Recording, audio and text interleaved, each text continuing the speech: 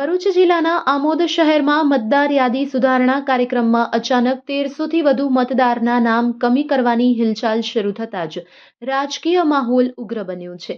ભાજપ દ્વારા મોટા પાયે ફોર્મ નંબર 7 ભરીને કરવામાં આવેલી વાંધા અરજીના વિરોધમાં આજે જિલ્લા અને તાલુકા કોંગ્રેસના નેતાઓ સહિત મોટી સંખ્યામાં સ્થાનિક રહીશોએ મામલતદાર કચેરીએ મોરચો માંડ્યો હતો। કોંગ્રેસે નાયબ મામલતદારને આવેદનપત્ર પાઠવી આક્ષેપ કર્યો હતો કે રાજકીય ઇશારે ખાસ કરીને લઘુમતી સમાજના મતદારોને નિશાન બનાવી તેમના બંધારણીય મતાધિકાર છીનવવાનો લોકશાહી વિરોધી પ્રયાસ થઈ રહ્યો છે।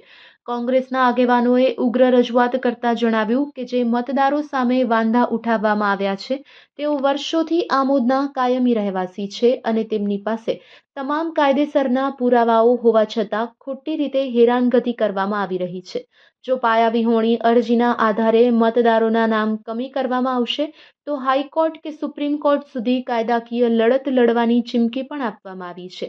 આ વિરોધ પ્રદર્શનમાં ભરૂચ જિલ્લા કોંગ્રેસ પ્રમુખ રાજેન્દ્રસિંહ રાણા અને તાલુકા પ્રમુખ નરેન્દ્રભાઈ પટેલ સહિતના નેતાઓની આગેવાનીમાં સેંકડો કાર્યકરો ઉમટી પડતા કચેરી પરિસરમાં ભારે ગતિચલન અને ઉત્તેજના વ્યાપી ગઈ હતી।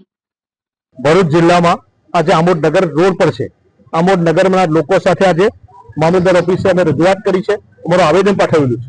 આમોદ નગરમાં આજે વાત કરું, ભરૂચ જિલ્લાની સમગ્ર 5 વિધાનસભા વાત કરું તો કાલે વાંધો ઉઠાવવાનો છેલ્લી તારીખ હતી 18 તારીખ। તો નંબર 7 નું ફોર્મ ભરીને ભારતીય જનતા પાર્ટી બોખલાઈ ગઈ છે। ભારતીય જનતા પાર્ટીના ચૂંટાયેલા પ્રતિનિધિઓ, ધારાસભ્યો બિલકુલ બોખલાઈ ગયેલા, ત્યારે એઓ ખોટી રીતે કાલે હજારોની સંખ્યામાં ભરૂચ જિલ્લામાં દરેક વિધાનસભામાં આંકડો આવશે, હમણાં દરેક વિધાનસભામાં એ લોકોએ વાંધો લીધેલો છે।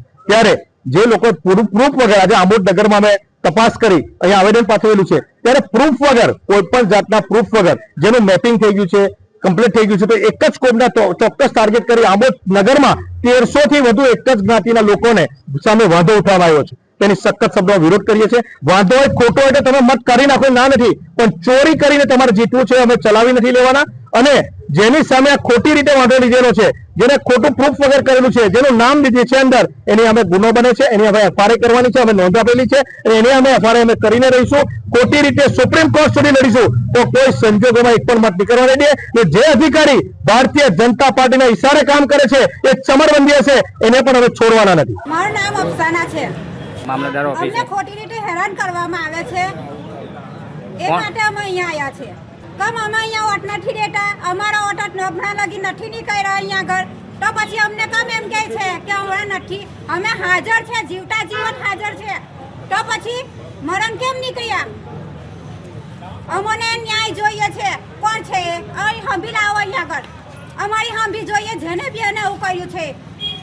અમે કઈ વર્ષોથી અહીં વોટ આપીએ છીએ, વોટ લેતા એમને સારું લાગ્યું ને જ્યારે કે હવે અમને અહીંના અમે રહેવાસી છે, જન્મ બધાનું અહીંનું થયેલું છે, તો પણ એ લોકો એવું કહે છે કે પુરાવો આપો, તો અમે પુરાવો કઈ રીતે આપીએ? જો કે જન્મ અમારું અહીંનું છે।